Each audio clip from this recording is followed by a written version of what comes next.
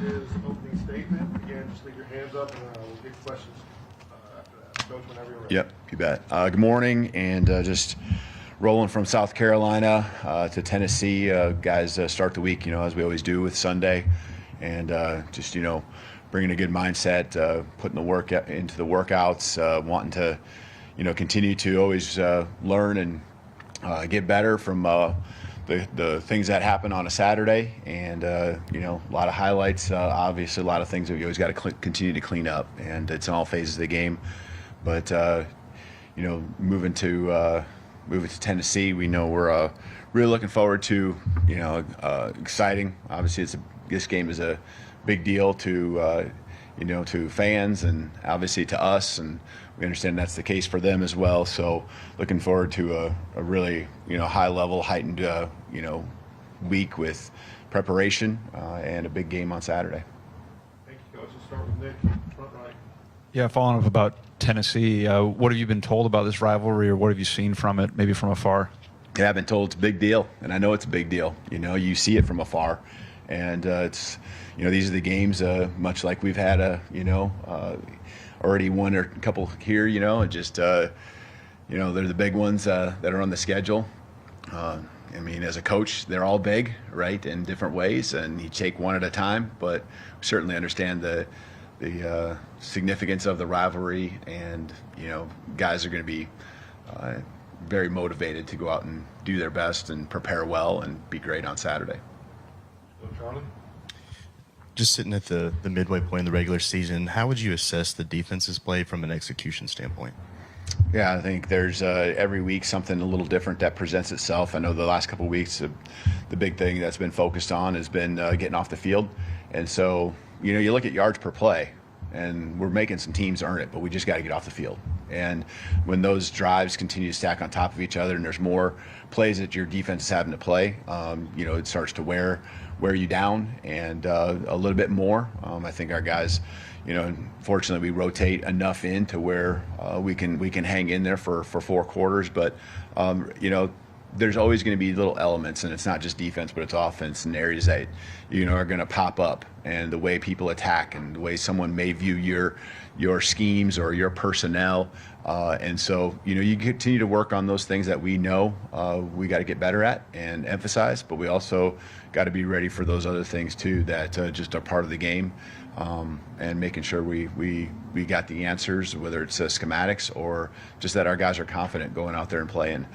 This is part of the process. This is part of the progress that's got to be there when you're instituting new systems. I was thinking, I saw this, it must have been South Florida week, and I was sitting there watching last year's game, and I've had this happen everywhere I've been, but you look at a play call, all right, and I happened to watch the South Florida game of us versus them last year, and the play calls from last year are on that play, and those play calls have the same names, right?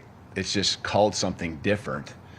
But there might be play calls that are called something like a year ago that are something completely opposite or different in your system. And that's just something that's just part of the progress, is guys processing.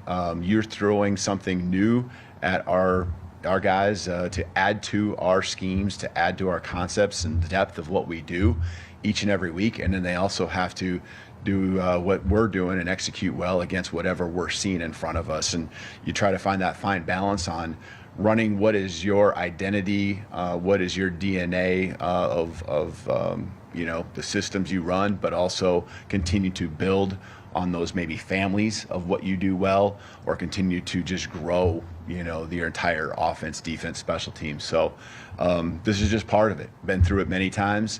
A lot of the ups and downs that you have, or maybe just execution didn't go as well as you want. Sometimes that's not the base stuff you do, but it's just the things that you have to continue to incorporate to continue to get to where you want to be, because it's got to be a volume of things over the course of a 12, 13, 14, or whatever the season is, and the length of it. Go Chase, left side. Coach Womack was asked this a minute ago, but I want to ask you as well. The shovel pass has hurt y'all defensively. Obviously, the last couple of games, South Carolina came back with 1 after Vanderbilt sprung 2. just from a game planning standpoint, is that something you got to expect to see once a week until you get a stop? No question. I mean, and it's going to get thrown at you different ways. The personnel or the formations that people line up in, you're going to try to find, from an offensive standpoint, putting those, shoes on and just trying to, understand what that's going to look like in their scheme. And so it's going to be presented a different way. It's 15, 20 years ago. I was running that quite a bit myself. It's because it's a play that, you have to defend. And, again, it might be presentation off of a boot. It might be presentation a sprint out option. But you got to identify where everyone's at. Everyone's got to fit their gaps. Apply your rules is really the significance of it. And, people are going to use different things to try to really challenge your eye discipline as a defense. And that's one of the plays that obviously the last 2 weeks has been utilized in that way to challenge us in that regard. Got a few questions from the back of the room. Ryan? Coach, college football is based on a lot of traditions, a lot of games. To piggyback off what Nick asked you, what did you hear about this Tennessee game? And kind of a two-parter, are you a fan of cigars? I know that this tradition goes back quite a ways. I know that cigars are a part of it. But I know that what I'm trying to do is just make sure we do our part as a football program and, prepare so that people can celebrate and enjoy the rivalry on our end. And a lot of respect for Tennessee, their coaches, their players. But, we're just pouring into the things we can control, what we can focus, and, want to bring that joy to, not just the hard work we put in personally and within this team, but also so our fan base can enjoy it as well. Jonathan? Hey, Coach. I believe just a few targets to Ryan Williams in the first 3 quarters of the game. As you guys go through conference play, how do you balance trying to get him the ball and also versus what the defense is maybe giving you? Yeah, there's a couple more that we didn't get where it didn't get to him or get completed. Ones where we were really trying to be intentional, whether it's a screen or just a matchup one-on-one. There's another 1 or 2 where the ball in a progression very well could have got to him, just like the other plays that he's had throughout the season where he might not be the number 1 option, but the progression will a lot of times take you there. He's got to be a guy that we're always really paying attention to as far as the number of targets. And, I think for the most part, we understand who those guys are. And a lot of them are in the starting lineup and maybe just the next guys in, that you have to be really make sure in the game plan that they're involved. And so that will always be the case. We got to continue to emphasize that, something we always look at each and every week as we lay out the whole plan. From the tape, what kind of challenges does Tennessee's quarterback present your defense this weekend? Yeah, I think he's got he's a live arm, extremely talented. You can tell that they got the skill on the outside to where, they can hit the home run and make big plays anytime. I think a lot of it is just trying to disrupt him to where the continuity and the flow, is just not consistent. And that's going to be any quarterback every week. That's the goal, is to try to just really cause some chaos and change things up on them. They get into their tempo off of positive plays, and that's the key, is try to make sure that they don't get into that rhythm. Just like any offense, that's what you're trying to do. And he's talented. You can see it's there. He's still, I think, growing and developing, and we just got to make sure we disrupt him enough and make sure we're showing pictures and also getting bodies on the outside to where we make life hard like we would want to any other opponent. Back on the left side of the room, Katie. After Jalen threw that interception at the beginning of the fourth quarter, what did you see from him to kind of bounce back and put the mistakes behind him for the rest of the fourth quarter? And just is that an area he's kind of matured in?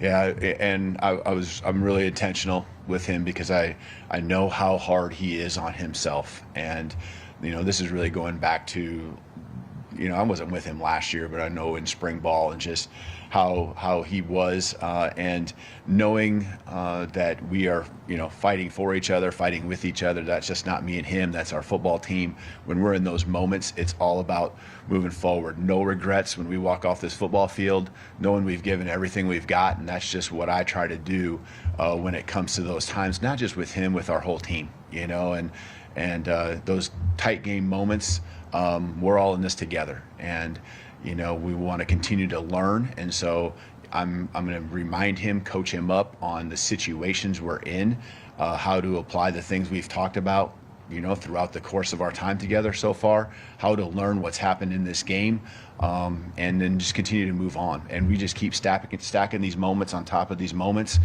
He'll remember, anything that happened this game. He's going to remember what happened to him, 4 weeks ago. And that's what I love about him. I mean, he is up here. He lives up here pretty much, wanting to be around the coaches. It's not just me, it's other staff members. And, just from my standpoint, to answer your question, I think, it's just a matter of continue to move forward, process, go 1-0, as you've heard many of our players say, and what that all means. Learn from it, flush it, play in the present, next play mindset. Alex. You had a pure feature back with Dylan Johnson at Washington, but here it's obviously a little bit different with Jam and Justice and obviously Jalen Milroe getting the football.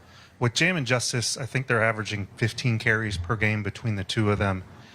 Is that kind of the number that you'd like to see? And does that limit them? Maybe that's the wrong word. Does it limit them in terms of the role they're able to get on as a running back when they're not fed consistently?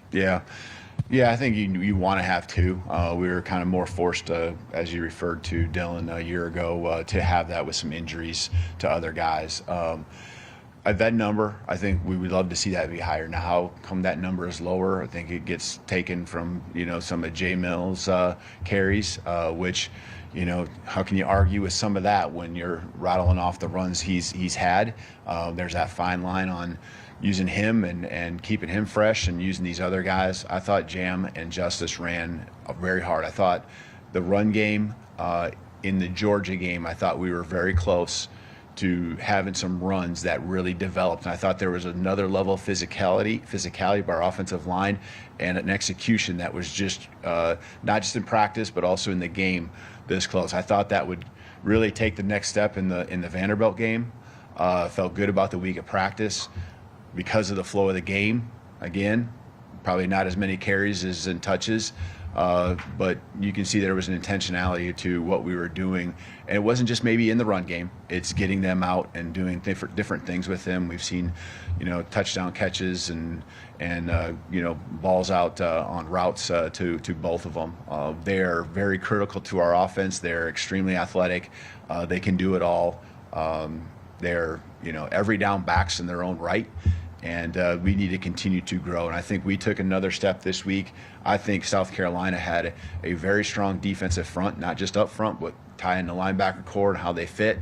And that was going to be a challenge going in. And I thought we took another step in our physicality and our execution. Thought those guys ran hard as well. Go to Emily Grace, right up the middle here. Coach, what's the in-game adjustment process like between you and Coach Womack? Yeah, I think the key in any game plan is to try to have really almost everything you have in the plan as far as your adjustments. Now, when you're on defense, I think there are some things that will pop up that you haven't seen on film, that you got to refer back to something that you've done with calls in the past. And you try to really minimize that as much, because the things you practice are the things the guys are comfortable with, especially week 5, 6, still as a new team with a new defensive scheme. And so, we don't have a lot of these banked reps from a year ago with all our guys, or even 10 or 11 games worth. It's new things that pop up, and we try to make the simplest adjustments to where our guys can still play fast.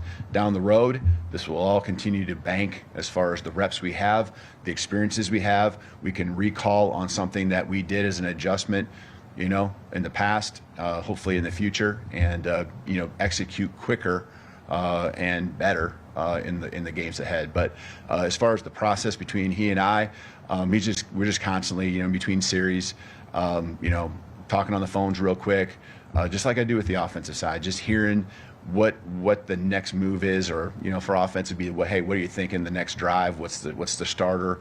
What's your next third and medium, third and short, third and long? And then also defensively, what are some of those adjustments maybe in those situations, or how we think they're going to come out based on the flow of the situation in the game. All right, let's finish up with Tony here. Is it easier or harder to scout a team when it's struggling? Because you know you're going to get maybe some changes from them, but at the same time maybe you're seeing their weaknesses. What is it? Does it? What, are you referring to? Obviously, what are you? Any opponent? Okay. Well, you know that they're going through it, and just I'm speaking really generally right now because that's the question. So. Yeah, you know that they're going to continue to try to find the things that really work well for them, and you got to be ready for anything and everything. But I think at this point in the year, there's still going to be some type of basis that you work off of, and those added things. They got to execute them well too, and that's where we're at. We got things that we want to add in and continue to do, but we got to get enough reps at them in practice to. On top of the things that we already are part of our identity, because if you can't execute it well in an SEC game when things are moving that fast and there's that many good players on the football field, that can backfire, that can hurt you. And so the key is making sure we do what we do, apply our rules and everything that we have, whether it's offense, defense, special teams, and then be disciplined with it. And that's going to be the name of the game here, this week, every week, moving forward. All right, thank you, Coach. Thank you. Roll Tide.